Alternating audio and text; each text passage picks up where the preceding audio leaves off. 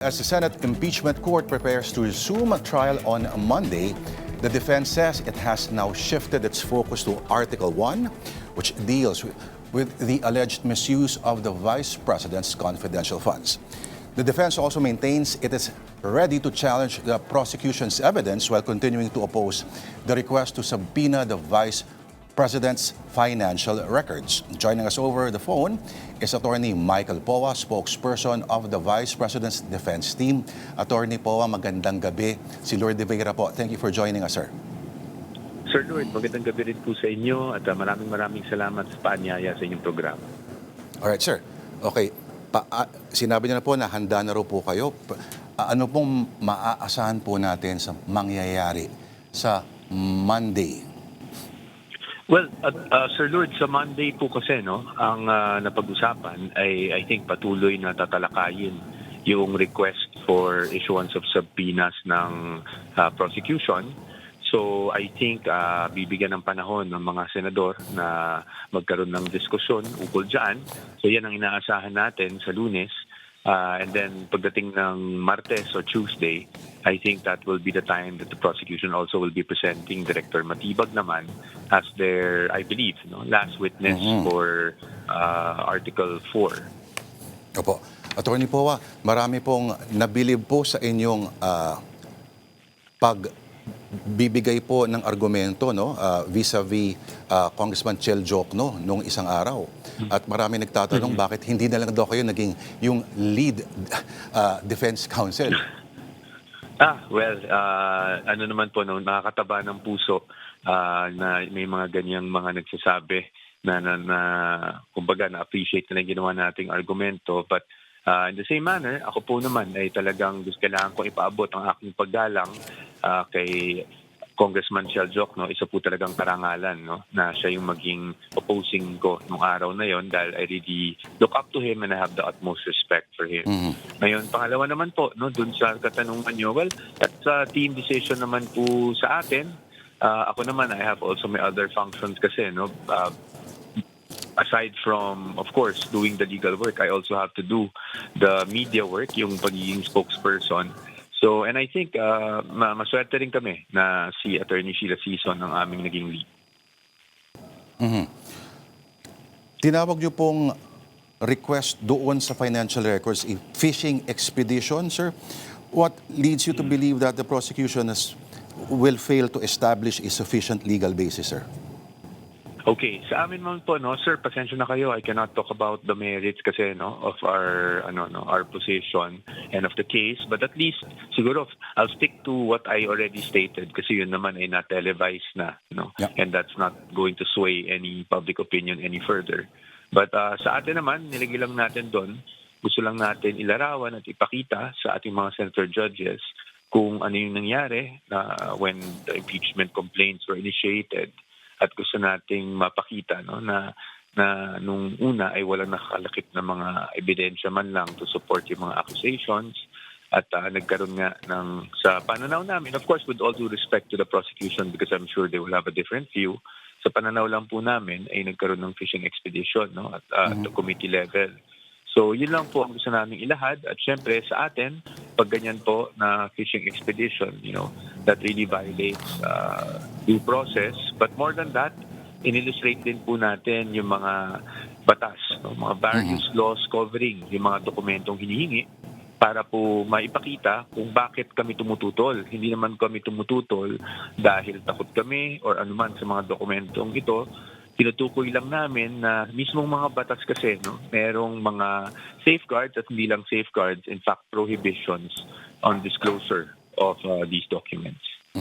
Ito pong pag-atras ng prosecution sa kanilang mga witnesses for Article 4. Ang tingin ba ng defense dito ay a sign of a stronger or weaker case? Well, sa atin po, Sir Lord, yan po ay prerogatiba talaga ng prosecution. They know best how they want to handle this particular article. Ang sinasabi nila, they feel that they have proven their case, and if that is their position on the matter, I think we should respect their position on the matter. Sa atin naman po, okay rin siya kasi sa totoo lang, parati ko namang sinasabi, both the prosecution and the defense, I'm sure gustong mapabilis ang proseso. Ayaw natin ng mga delays. So kung sa pananaw nila ay hindi na nila kailangan ng karagdagang witness, we're okay with moving on, no, to the other articles at this point. So sa atin naman po, again, gusto ko lang i-emphasize, no, that is well within the prerogative of the prosecution. Tayo, of course, we're just focused on our job. At kung talagang lilipat na tayo sa next article, then as I've said, we've shifted our focus to that. Of course, we will still do the cross-examination if needed with Director Matibag. But we will also be ready to cross-examine their witnesses for Article 1, which is the confidential funds issue. Nabanggit niyo po si Director Matibag as final witness for, of course, sa Article 4. Yung testimonya niya po, sa perspective po ng defense, gaano ho ba ito kahalaga, sir? Well, sa atin naman po, Sir Lord, napanood na natin yung kanyang naging testimonya doon sa Committee on Justice. Siyempre, hindi natin dinidiscount, no, yung possibility na meron pang madadagdag dun sa mga nasabi niya sa Committee on Justice. So, ano pa rin po tayo, no? We will pay attention dun sa magiging testimony niya at sisiguraduhin natin na we will be able to effectively cross-examine Director Matibag to test the credibility of the witness, and not only the credibility, but of course the testimony and what he will be saying on the stand. Maraming yung frequent objections daw, attorney, ng defense. Okay, sabihin na, marami pong magtatawag dito, tatawagin tong delay. May tatawag din ditong ordinary trial practice. Pero paano natin ma-distinguish yung legitimate advocacy sa what people may call obstruction na? Opo. Maganda po yung tanong na yan. Naiintindihan po natin yung mga sentimento ng mga kababayan natin, no? Kahit na sinasabi nila na baka delaying tactic ito ng defense. Of course, we would like to assure the public na hindi po, no? Malalaman naman natin kung delaying tactic talaga kung walang basihan yung nagiging objection at nahihirapan mapaliwanag kung bakit nag-o-object ang isang panig. Pero ganun pa man, no? Kami naman sa defense, ang pananaw kasi namin, no, kung meron talaga pong mga nababanggit or natatanong na hindi karapat-dapat at naaayon sa rules of court, tayo po ay kailangan mag-object because that's our job. At kung hindi po natin gawin kasi yun, no, we will be waiving basically yung right namin to object to such a question. So as much as possible, ayaw din naman po natin sana mag-object, no, but kung meron naman po kasing mga talagang hindi naaayon, kailangan po namin gawin yon para maprotektahan din ang karapatan ng ating kliyente na Vice Presidente. Napaka-elastic po ng concept ng betrayal of public trust. Pero paano nyo po kaya yon ipaliliwanag sa ordinaryong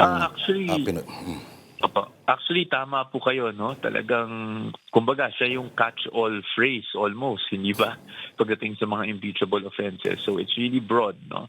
So, sa amin, pagdating sa strategy, sir, pasensya na kayo, syempre, hindi pa namin ma-disclose yung mga bagay ngayon. I beg your indulgence. But, yes, no? It's a concept that will be difficult to grasp kasi nga napaka-broad niya. So, tingnan na lang natin yung takbo ng trial. Meron kami mga ideas as of now, but I just really cannot disclose, no, on how we will attack yung allegation of betrayal of public trust. Itong latest surveys, of course, sa perspective po ng batas, titingnan po ninyo na focus lang tayo dito.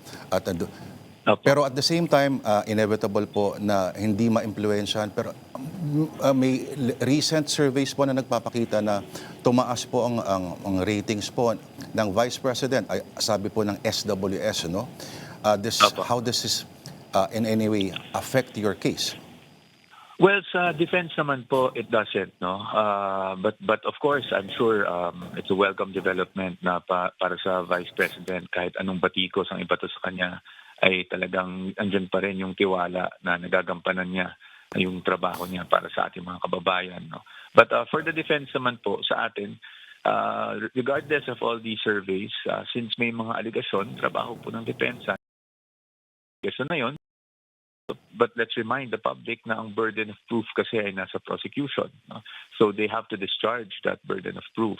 At pagdating naman sa amin, no, kung meron man kailangang sagutin, regardless of survey results, kailangan pa rin natin sagutin. So, we are just focused on our jobs. Siyempre, natutuwa tayo na maganda yung pagtanggap ng ating mga kababayan pagdating sa tiwala at sa trabaho na ginagawa ng ating Vice Presidente. But nagkakasimula pa nga ng impeachment trial. So, we're just focused on doing our job as her lawyers. Opo. Yung oral arguments po sa Monday, sir, isa ho ba kayo doon sa magsasalita? Kasi marami pong na-excite kung kayo din, plus again, Congressman Jokno, ang magsasalita. And they can listen to that the whole day daw, sabi nila.